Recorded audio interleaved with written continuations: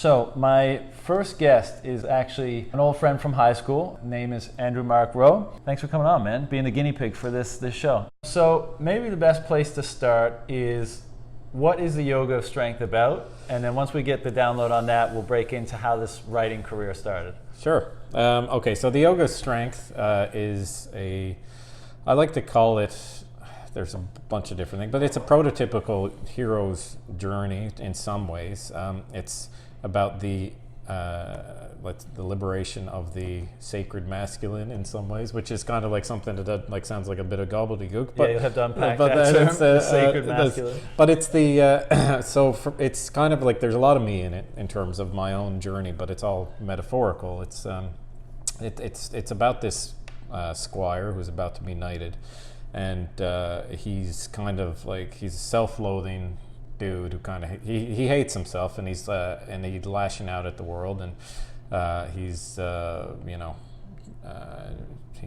think it starts off, or very close to the beginning, he's kind of like finds himself on the floor of the tavern. He's, after having been beaten up the night before and like just a mess. I think he might have actually had an accident in his pants.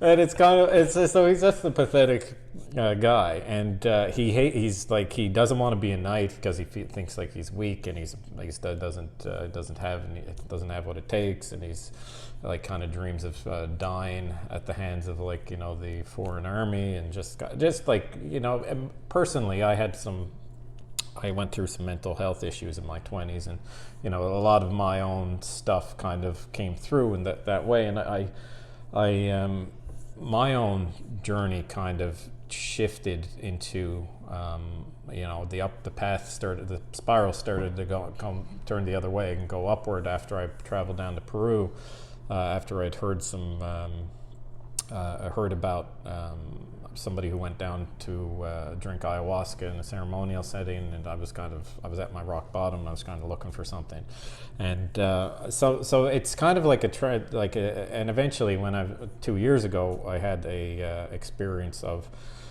It's a weird thing to talk about. It was like self-realization, like people talk about, enlightenment, that kind of thing. It was that kind of like experience of like a unity with everything, and then it was kind of like, as I experienced that, I also the vision for the book came. Like I'd been trying to write, but I wasn't doing much that I would ever let see the light of day. But it was kind of like at that point, I kind of okay, this is what I was going to write, and it was kind of like this. Synthesis of my own experience. So the hero's journey is kind of it's like a mythological framework that Joseph Campbell was this American scholar who took all these myths from around the world and tried to figure out a common thread that kind of brought them all together, and he called it the monomyth, or it's also known as the hero's journey. And it's this story of this guy who it's a story for everybody that can apply it to their own lives, but it's kind of like that book follows that very closely, but it also kind of it incorporates a lot of Hindu and Celtic and Greek mythology, and which when I was a kid, I used to be huge into Greek mythology, and I got into yoga around the same time as I was having that was part of my own healing process, was yoga, and so I kind of got into the Hindu mythology and then Celtic. I mean, I always liked King Arthur, that kind of stuff. So, it's an amalgamation of a bunch of different things, and I also one of the ways I described it is Game of Thrones meets the Bhagavad Gita. Right. But I like that, because I think that's compelling on multiple levels, because they're both these epic stories. One's obviously more spiritual, religious. The other one's more hero's journey, entertainment. But I like the synthesis there. I don't know if I held it up at the right position earlier, but that's it right there. So what I'm interested in to start with is that moment. Like you said, you went down to Peru. You had been in a rough spot, and you were looking for ways to get better, feel better about existence, basically about life and managing your mental health, and going down to Peru and exploring kind of the ayahuasca realm of things provided you with insights and some impactful experiences that changed you. But you had studied law and you're practicing law, right?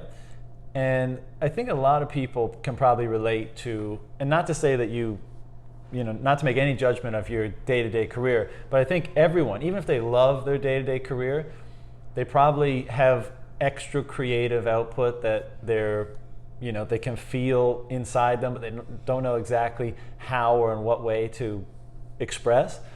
So take me to the point where, post Peru, where you'd been messing around with writing in the past. You mentioned a few minutes ago, like you'd written like horror stuff and that kind of stuff. What gave you just the freedom with yourself to be like, to have the clarity to be like, like this is what I want to write, and then just how did it unfold in terms of literally coming from head to page? Okay. So when I first started getting into writing it was about 2012, and this was like, when I was a kid, I loved stories. One of my earliest memories was at my parents' old house on Grenfell Avenue, and they had this little CRT television, and Dad had The Hobbit on, the old animated version of The Hobbit, and I was immediately enthralled by fantasy, like fantasy stories. I remember playing like fantasy video games when I was growing up, and so, but I remember there was like a couple times I started and stopped when I was trying to learn, like when I was a kid. Like I was like, maybe I could write my own, but it was like I got discouraged. Like, sure. Like a lot of again, there was like a lot of self-hatred or like I thought it was weak, and this is why it's called the yoga of strength. Like it was like the weakness, the strength of character I didn't feel like I had, and I didn't think that I would ever have it, so when I went down to Peru, like I had an experience where it was kind of like that thing that had been dogging me my entire life. I kind of like got to see it with clarity, and I got to see that it wasn't true, and so that kind of gave me the courage to start to put myself out there a little bit, and that happened in different ways, like as I was coming up. But when I had that experience of enlightenment, we'll say, I kind of saw I just kind of like pieced all of my path together as to like, okay, now I understand why it all happened the way it did. Like, there's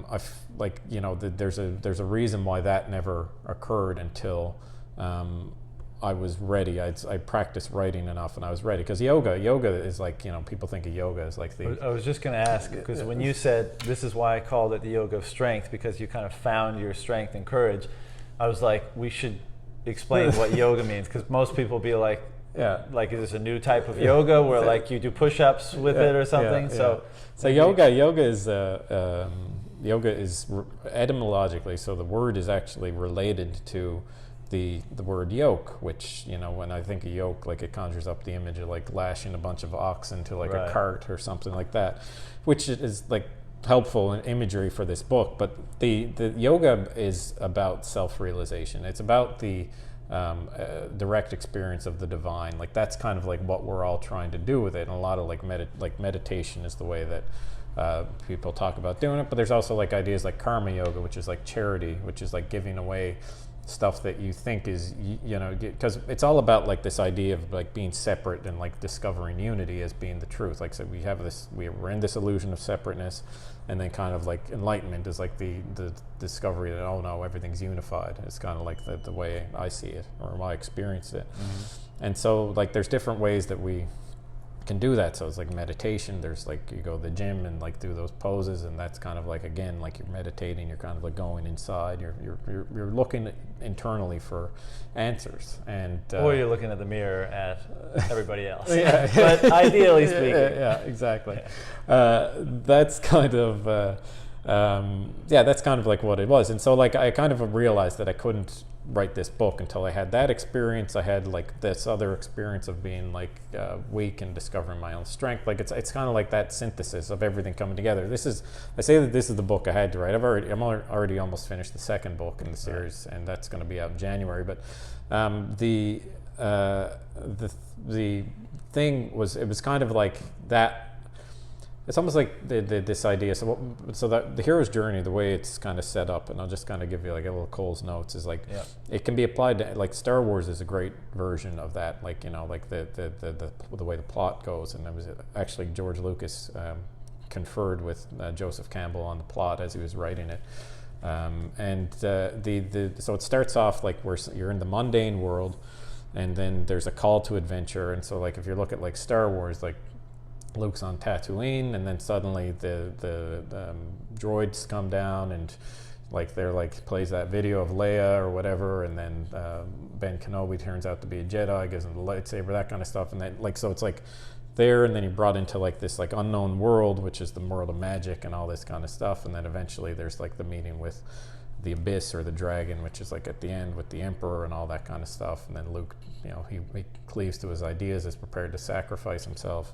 Same thing with like the idea of like Jesus and like the sacrifice and rebirth. Yeah, this hero's journey tale gets retold in a bunch of different ways. Yeah, and then after that, there's the return of the boon to society. So like this is kind of the way things work out. Like people, you know, kind of have their own experiences of self-discovery, and then they bring it back to the world, and they do it in all these. And this is what creativity is. And I think that that's why, you know, in my interpretation of God as the creator, that's kind of like, hey, people find their own. And God is a bit of a loaded word, but in like, you know, my interpretation of that is everything is God, like, you know, and it's kind of like this realization of unity, of everything being unified, and then kind of that's when the work kind of gets fed back into the system. And so like people they could be great like that, or they could be like become a teacher of the discipline that they love. Like they could be like a music instructor. They could like, you know, could become a musician. They could do something artistic or something that's kind of like a service. It's like it's a life of service to humanity, essentially, right? And also, presumably, with most of those things, I think, speaks to their soul to some degree too, right? Yeah. Like you have your mundane life, and then you have the thing that just kind of resonates with you on a deeper level. Yeah. Music, writing, expression of whatever kind, right? Yeah, exactly, yeah. And I mean, so that's kind of like, that was, you know, how I see my own life of service, is by like creating this stuff. And I mean, like, and I do truly see it in that terms. Like I give everything away. I've got like the idea that basically all my stuff is like being like sold at cost, and I give away the free ebooks. Like where I can give it away, I do. And then it's basically if people want to donate back to me, because part of my own journey was this idea of karma yoga, which is selfless giving. And that was actually one of the things that kind of like spurned that last, the last, let's say, upward spiral of me right before I was enlightened, or found enlightenment, was I volunteered at a soup kitchen, and it was kind of like I had this incredibly transformative experience, and I kind of like was like with all these people, and it just like it was like that was kind of it. And so so that's kind of like the way that I see it. And this is, so I do this, I got a podcast, I've got my own yoga program, doing yoga training that I'm next year, and I'm going to do this like online yoga program. Yeah, I hesitate to ask this question because you know, we could really easily get lost in the weeds, but I'll try it on. No one knows it's probable. And I'll stop you if we do. But you said a couple of times this before, after, or when I had an experience of enlightenment, right? Yeah. And a lot of people, even myself, when I hear that, I'm like, give me a break. What are you talking? I know. You like really gonna make that claim? I can't say that. So. And not that I don't think it's true, because we've had many conversations, and I think I know what you mean by that. But could you, explain for an audience, maybe explain? I mean, I guess what it is if you're up to the task of that, but also just saying or explaining how you allow yourself to make such a claim. That you've had.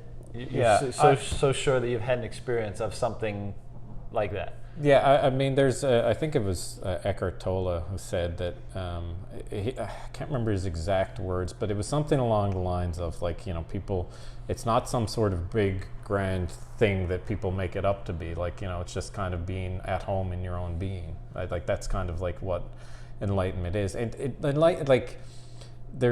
God is ineffable, which means God cannot be communicated. It can't be, you have to have the direct experience yourself. And it's also, I think Joseph Campbell, another one of his beautiful lines was, he said that it might be a species of impudence to say that the way that you understand God is the way that God is. So, I mean, I know, like, you know, it's not even a question of like maybe I did or anything. I know I had that experience because I read these stories and I kind of understand, like, you know, I understand based on reading these other stories of what it is that, yeah, okay, and it was just kind of like, yeah, I did, like, it's intuitive knowing, but right. It's also like, it's kind of like, it's a sudden, like, you know, we talk about the unity of the world, like, it's kind of like there's a rabbit hole that you can go down in terms of, like, you know, compassion and kindness and like doing all these kinds of things and like treating your neighbor as if they're yourself, that kind of thing. Mm-hmm. And you keep going and you keep going and you keep going, and that's kind of like what the journey's about. And then, like, it goes deeper than you can actually say. Like, it's almost like it's built into reality, because the way I see the world is that it's kind of like, and this is like a Hindu idea as well, is the idea of Maya and Leela. And Maya is the illusory nature of the world. It's basically the apparent duality or the apparent separation that we live within. Is just that. It's only apparent. It's kind of like, and we're born into it, and when we're born we forget all of the things that we are, which is everything, like, essentially, like, we are the unified one, we are everything. And and it's also, I mean, in Christian mythology, if you want to use that, like, metaphorical understanding of Satan as the great deceiver is like, that's kind of like the thing, like, that's what the phenomenal world is, the great deceiver. It's very convincing to this idea that we're all, and that's why wars are fought with people, like, you know, that, like, that's what all these things are about, like, you know, and that gets kind of like, with enlightenment, it's kind of like the curtains lifted. It's kind of like the jig is up, like the game is over. You kind of understand what the whole thing was about, and then it becomes the idea of the Leela, which is like the playground of the gods, which is kind of like, suddenly life loses all of its there's I think, no, this is just kind of another Joseph Campbell quote, and he said that the happy ending to the fairy tale is not to be read as a contradiction, but as a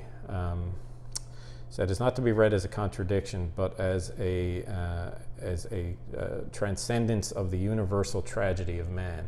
And that's kind of a good explanation of enlightenment, because, again, you can't really communicate it. I mean, it's very blissful. It's very, you know, there's still, you know, it's kind of like you're still, you know, you get at it in other ways, like you're living in the moment. You're not concerned with the past and the future anymore. It's kind of like those kind of things. It's almost like suddenly if your life was a movie, and we spend all this time thinking about the lines that are coming in the future or the lines that have come behind you, and then enlightenment suddenly, okay, now we're in the moment. We're actually we're hitting on the lines as they are coming out. We're actually doing a good job acting. Like, that's, again, these are all kind of like metaphors that kind of don't really get at the actual heart of it. What's where does Leela come from? I like that concept. What Leela, it's a Hindu idea. The Leela, it's the playground of the gods, yeah. Or it's also like the divine play. Right. Like the idea of like God wearing a mask, like a dramatic thing with like God having all these masks, right. Whereas it's the same, like the director and the actor are the same thing despite the apparent difference. Yeah. I'm also interested, you know, we talked a little bit earlier about the kind of liberating aspect of finally, I think life is a never-ending journey of like closing the gap between the things you want to express and what you allow yourself and what you're able to express. And so in terms of being able, like, you can't just start playing the piano. You have to learn, and then you can express through it the more you learn how to engage with that device. And allow, which is probably the thing that most people have a difficult time with, is like, will you allow yourself to express yourself the way that you genuinely feel, the way, the person who you genuinely think you are? And I don't think it's a stretch to say, in the world today and in society, to some degree at least, we have to box in or cage in a certain aspect of ourselves because we're afraid to express it. It might be detrimental to our career and that kind of stuff. And actually, this is a good point, because when we first spoke, you were apprehensive about talking about the genesis of the kind of change that you felt. because you're working professional here, you're a lawyer, and you were worried about how that might bleed into your reputation or the perception of you. Since you've written the book and published the book and started being more open about this stuff, and the reason why I'm not trying to like make you uncomfortable, I don't think you are at all, but because I do think it's one I do think it's one of those things that so many people have apprehensions about, is like, how will this impact the other very important aspect of my life, which is how I support myself, how I support my family, etc., if I begin pursuing maybe less conventional interests, paths, forms of expression. So what has it been like since you published the book in terms of how you've been received by your peers, family, professional life, and what was that dynamic like? I mean, if they catch you on the weekend and see you dressed like this versus dressed in a suit, like what's their response? I haven't met too many. I mean, I was always an odd duck growing up, so this is kind of like hand in glove for me. But I mean, my main concern with with ayahuasca was that, I mean, I put like this disclaimer on everything that I put out there, is that it might not be because it's on the Controlled Drugs and Substances Act here, like some of the components that are in it, and where I did it, I went to Peru and Costa Rica, where in Peru it's considered legal. It's not only legal in Peru, it's considered a national patrimony or a national treasure. And it's actually done with people who have been doing this for like thousands of years. Like, like it's not like and it's definitely not recreational. I mean, I hate that I have to always put that out there, and I don't want this interview to be about the substance itself, but just for posterity or for everybody's information.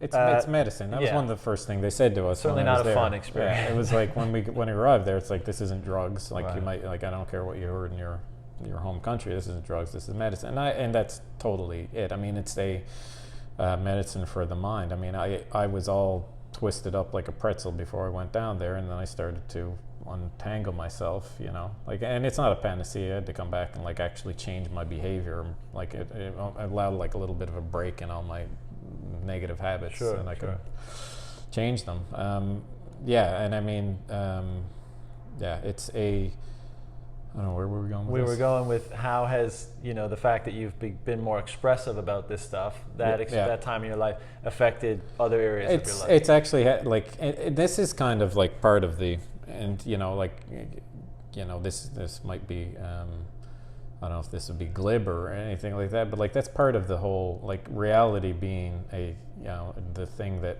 we all are, like courage, like the idea of courage. That word courage comes from the same root as the French word cœur, which means heart. Like, it's kind of like, but like all this stuff that we've heard all our lives, follow our heart, and then we kind of get older, and it's kind of like, oh, you can't always follow your heart. What are you doing? Stop doing that. You can't always follow your heart. You can't always, like, there's logical reasons why not. Like, bad things could happen, all that kind of stuff. But what will the neighbors say? But if you can actually identify what your heart is telling you to do, and to cleave to that, I mean, that to me is enlightenment. That was what, and like, that's kind of like, because we kind of like, I kind of get into that in the book, like this idea of that, like, I know this is going to bring us down to another rabbit hole, but like the idea of free will and fate, like, because that's kind of like one of the things that, like, the philosophical chestnuts that that's dogged us forever. And free will implies two things. It implies a mind in here and a world out there. And fate implies two things. It implies a world out there that is controlling the person in here. But what I think when I had that experience, it was kind of like, oh, wait a minute, it's only one will. It's all this, like, despite the fact that we think that, like, and it's a great thing that we do, but we think that we have our own minds and our own we are all this separated thing, but that's all part of the game. That's all part of the illusion. And like that's kind of like when you align your heart with that path, like, it starts to open you up. And to me, like, I haven't had any serious any kind of, like, let's say any kind of fallout from it or anything like that. And if there was anything that really did come out of it, like, I don't, like, in terms of, like, social like being a social pariah or anything like that, I don't really give a shit. Right, I right. don't know if I can say that in this video. Of course you can. And I think like that approach, that amount of courage, is typically, or at least it's probably going to be required if you want to step a little bit outside the bounds of what your social group and your family and your career and all that stuff have become accustomed to from it. It doesn't mean they're they're going to jump on you. You might get a little flack, you might get some ill advice, you might get criticized here and there, but we've created these these rivets of behavior our whole lives, and if we get to a point where we're finally like, damn, I want something more, I want to explore something a little bit more, I want to express this side of myself, you're going to have to step outside the really ingrained rivet, and that'll mean you're exposed to a new environment. The people that typically expect one type of behavior or approach to things from you are going to be a little bit like, oh, you're doing something different. But I don't, again and again, especially in today's society, I mean, people are so accepting of if you're not harming somebody else, I feel like we're in a society where you can pretty much express whatever you want, right? Whatever kind of interest you want. Like, I just think people are not only accepting but interested. Like, whoa, like, what's up with you, man? Like, what's going on here? Well, this is part of what the return of the boon is about. Like the whole, like, again, I said earlier, the whole system feeds into itself. Like, we have a we kind of have a misinterpretation of what the word yoga means. We also have a misinterpretation of the word guru means. Guru means remover of darkness. It's a Sanskrit word, and it's basically this idea, like, again, if we're all one, like, everything that we encounter in our lives is us coming at ourselves. So any kind of like mentor figures that we ever have are ourselves speaking to ourselves. And like, that's what the guru was like. Ben Kenobi at the beginning of Star Wars, he was like, here you go, I'm going to teach you how to use your lightsaber, I'm going to teach you like the ways of the Jedi, like, but then Luke has to actually go off on his own and like figure out his own thing, because Ben can't live his life for him. Like, right. That's kind of like the message, right? Like, and that's kind of like, if I can be an inspiration to somebody else to kind of live their own life according to their own terms and be authentic, I mean, I would be a very happy man. Like, yeah. That's what it is all about. It's about helping other people on the path to discover their own hearts and discover their own self, because it's so easy to get caught up in the game. And this is like part of what I want to do with this yoga program that I'm doing next year. It's going to be called Heroic Yoga, and it's going to be like a blend of the hero's journey framework with the precepts of yoga, and kind of like work, like, how can we practically apply the hero's journey to our own life. And it's just like it's about finding what you want to give to the world and working on it, and like working on that, and like trying to like figure that out, and like, and giving people the encouragement to, if you look stupid when you're or if you feel like you're going to look stupid, just do it anyways. Just whatever. Life's too short. If like the only thing you're going to regret is not having done things that you wished you had done. Yeah, and one of the things I really admire about the output that you've been putting out over the last 2 years is you've been pretty open about sharing things, particularly in like the short stories, or I can't remember what you call them. You usually give them some kind of name, but the things reflections. Reflections on your website, and like, I think that's awesome, because there's so much apprehension. And I think this is all wrapped up in many different things, like the current issues with social media and mental health and all the different things that are going on, that people just feel so restricted or uncomfortable or fearful of like expressing things that are probably experienced by everybody. 99% of other people. And if they would just communicate those things, they'd probably get outpouring of support, or even indifference, but certainly not criticism most of the time. And I think anybody like you who leads by example in that regard, as you said, like, even if people don't get anything else from like the metaphors in your writings or anything like that, just the fact that they're able to derive comfort or courage or inspiration from, when we were talking about this earlier too, about your life is your message, then I think that's that makes all the things that you do worthwhile. Yeah, Right? All the struggles you've been through, all the change you've been through, all the work you've done. I think that probably would make it worthwhile. I mean, for sure. I mean, there's I think that, the mental health issues are nothing new. I mean, we called them different things back in the day. I mean, like, if you want to use like the religious lens or whatever, hell is something that people are experiencing everywhere. Mm-hmm. Like, that's what like hell is like people in like serious mental health crises, I think, is part, like, that's what it means metaphorically. And it's nothing to be ashamed of, nothing to, I mean, it's, it's your life. Like, it feels, I've been there. Like, I've been to the ninth circle, and I did. Like, I contemplated taking my own life. I contemplated, like, what the hell are we doing here? Like, just like the total, like, just that, that kind of despair. Right. And it's not, there is a light at the end of the tunnel. And one of my favorite quotes is, "If you're going through hell, keep going." Like, yeah. And reach out. Don't do it alone. Like, that's kind of it makes you want to, like, internalize everything and not talk about it. But talking about it is one of the best ways of getting started on some sort of solution for it, or it can be the solution. A lot of people can go to therapy and, like, get a lot out of it. One of the things I've always thought about, like, challenges with mental health is that, one of the it's just so isolating and so alienating, because you don't want to share those things, right? You think, if I share these aspects of myself, I'll make people uncomfortable, I'll attract all this attention, and so you just close up and close up and close up, and then you're more with it. And I think, like you just said, like, just talking about it, other people that have gone through things, or breaking, it makes you realize that, like, it's a totally, like, you're not uniquely capable of experiencing more pain and anguish than your neighbor, right? Yeah. You're both capable of it, and likely chance that you've both experienced it, to some degree.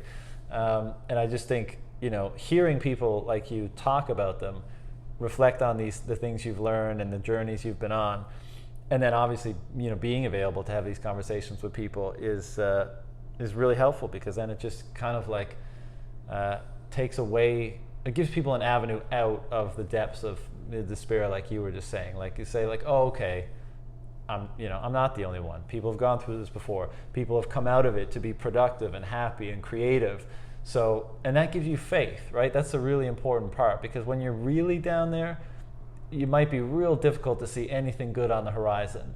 But if there's a spark of faith, at least that you can have that in the back of your mind, like, as bad as this is, I don't see the path forward right now, but I have faith that there is a way out. So I just got to be persistent and courageous and whatever else enough to keep, like, trying all the different doors until I walk through the one that's gonna get me a little bit further, or a little bit ahead, and a little bit ahead. Well, I mean, that was one for me. I remember there was a podcast, Joe Rogan's podcast. It was Amber Lyon she was a CNN correspondent who essentially developed PTSD from interviewing people in a war-torn country, and she eventually had a breakdown. And after she spoke to Rogan, she heard about ayahuasca from him. Had never done anything beyond smoking a joint in her life, and then she hopped on a plane to go down to Peru, and just kind of, like, had this, like, total mind shift. And at that point I was in the depths of it, and that was kind of like it. And so, like, I've got my podcast Sophia that I do, like, I talk to, like, that's another thing, like that's why I think this kind of thing is important, like us talking about it, and, like, podcasts and that kind of stuff, because I think there is, like, a certain disconnection with modern life, like, in terms of everyone's kind of got their own little bubble that they're living in, and then they kind of go on, and we got the technology that kind of seems to separate us more than it connects us. But like, it's kind of like, that was like hearing somebody's voice and, like, listening to somebody speak, like, is a very intimate thing, and like, it's kind of a I mean, and that's kind of it. I mean, like, the connection, like, that's kind of the medicine as far as I'm concerned. The medicine that it's all trying to get us to is connection. There was a addiction research that was done with rats. Like in the early days, like the research with like say like cocaine was the thing. They had like water, and they put one rat in a cage, and it was like one drinking water thing with just water, and one with water laced with cocaine, and that rat died for the cocaine water. Yeah, well, I just like did the cocaine water constantly. Right. But then there was like they made Rat Park, which was like basically there was they had like they had the cocaine and the cocaine water and the regular water, and then they had like a bunch of other rats, and there was like a bunch of other like things for them to do. Like it was like a rich environment for them, and they all stuck to the water, and that's kind of like I think that's kind of what it's all trying to get us back to is connection, connecting with other people, connecting with ourselves, kind of like no, just like getting out of like the habitual bad patterns that we all kind of fall into over the years. You know? Yeah, I couldn't agree more with that. What's been the response like locally? You know, we're in St. John's right now. This is where you launched the book. I saw you did a book signing at Chapters a few months back and stuff like that. You know, it's a lot of the books that get published around here are like Newfoundland based, or it's funny. I had a buddy who said to me, he's like, I gotta get a copy of your book. It's like the one Newfoundland book that's not about an Anne and an outport. Right, and not to disparage them, right? Like Newfoundland's rich with all that kind of stuff, but like if you go into down home, something like this would be atypical to find, right? So what's been the response by the community, by people who've read it, by supporters, people like, what's kind of the nature of the reactions that you've been getting from people on this book? Generally positive. I had probably my best reaction actually came from a good friend of mine, and he actually he became my editor. He's my editor now because I'm self-publishing all my books now. I did that one with the Atmosphere Press out of Austin, but and my output's too much, so I just can't pay for a publisher, and I can't wait for to see if I get a traditional contract. But that's funny. He said to me that it was like as he was reading, he found a lot of it resonated with him, and he said that he actually felt that it was therapeutic to read. And I had other people have said that they really enjoyed it. Again, like I said, I had a couple like when I was first trying, because a lot of this stuff is like just throwing everything at the wall and trying to figure out what works. And that's the scary part about being creative, right? Like everybody has creativity inside them, and most people want to express it, but most people, that initial part is super messy. Oh yeah. Because the only way you're going to figure out what your real or genuine expression should be is if you try to do it. And the initial ones, like maybe you align right away and you're like, damn, why didn't I do this earlier? But a lot of times you're going to have to put yourself out there and put yourself at the mercy of criticism, and maybe it's probably going to be messy. Yeah. Yeah. And I mean, when I was like first trying to get this out, I was trying to sell it, and this was never something that should have been sold. I think it's kind of like one of the things that I've realized. It's a gift. Like it's my gift. Like that's I like giving it away to people, and I was trying to I got these like reviews to try to like drum up sales, and it was like from people on the internet, and it was like people who, you talk about being ready for something, like people who probably were not ready for it, like they took it, and again they like focused on they looked at the trees rather than the forest, which is kind of like perfectly okay, I'm very proud of what it is, but I don't think anything is perfect in the world, and there's kind of like there was a couple of nitpicky items that what I would consider nitpicky, but that kind of thing. But like I think when people were really positive about it, they understood what it was about. That's kind of what I took away from it. So I feel like it's one of these things where if any of this sounds interesting to you, like check it out. Like you can get it. I think on Amazon they have it pretty much at cost, but you can get it at Chapters, and you can get it wherever.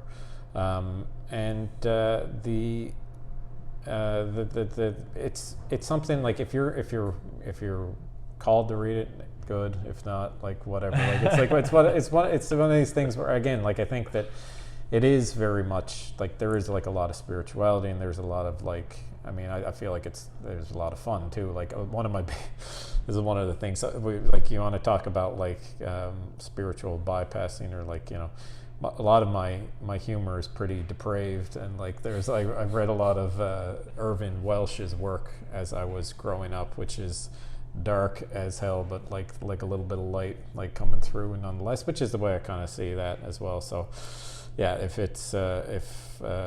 that kind of turns you off, maybe stay with. But if like Game of Thrones had some pretty fucked up stuff, so so this is one in a trilogy, right? Yeah. What are the titles of the two that are coming up? So the Yoga of Pain is coming out in January. It's called, so the Yoga of Strength, a Fable is the subtitle. The Yoga of Pain, a Love Story, and that one's about the emancipation of the divine feminine. So the there's kind of like an idea of like, you know, that like there's like the masculine and the feminine hero's journey, and it's got some similarities but some differences. Like Carl Jung did a bit of work on the psychology of like the, let's say, the masculine ego and the feminine ego, and like the ultimate attainment for the masculine ego is I think it was the anima, which is like or the anima is kind of like what we're trying to realize, which is our own femininity to some degree, but like it's more of like a recognizing the wholeness within ourselves. So like Sophia was like the ultimate attainment, which is wisdom in Greek. And then for the feminine, wait. So the ultimate masculine attainment was the integration of the feminine within, which is the anima. Okay. Yeah. And then so the feminine one is the opposite. Right. I can't remember what. There was a name, wasn't as fancy. It was something like the integrated man, or I can't remember, something as like but it was like kind of like that idea where it's like the integration of the masculine aspects of someone's life. And so yeah, it focuses on one of the female characters in the book.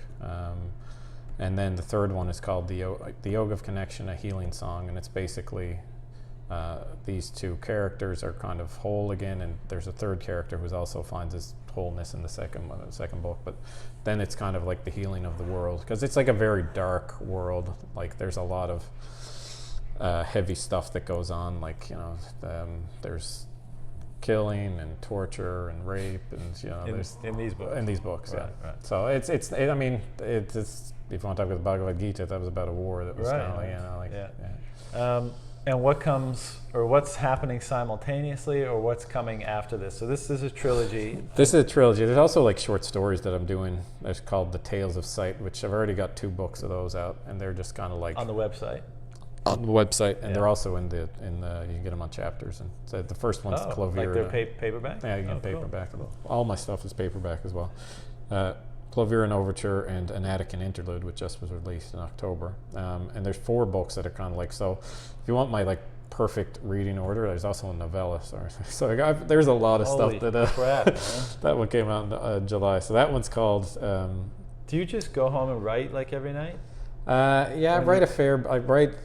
It like I get it in wherever I can, because I also have like a daughter. My wife and I are separated, so I live half my life as a full-time dad and half my life as a single, unattached dude. So it's kind of a I get a lot of time when she's not around. And yeah, I get up early. Like that's always been my way. Like when I was writing this, I was getting up 4:30, but I still get up early and do some work before work when I don't have Iris. And I also got philosophy. So I'm writing this series of books, 5 books called the Avatar Pentology. The first one's called Night of Sophia, which I do owe you a copy for coming on my podcast for. Those are kind of more like it's called Book of Reflections, which are just essays about my own take on life. And there's 5 of those, and the second one's coming out in March. But yeah, so I got 5 books on philosophy. Yeah. Called an Avatar. The Avatar Pentology. The Avatar Pentology. Yeah.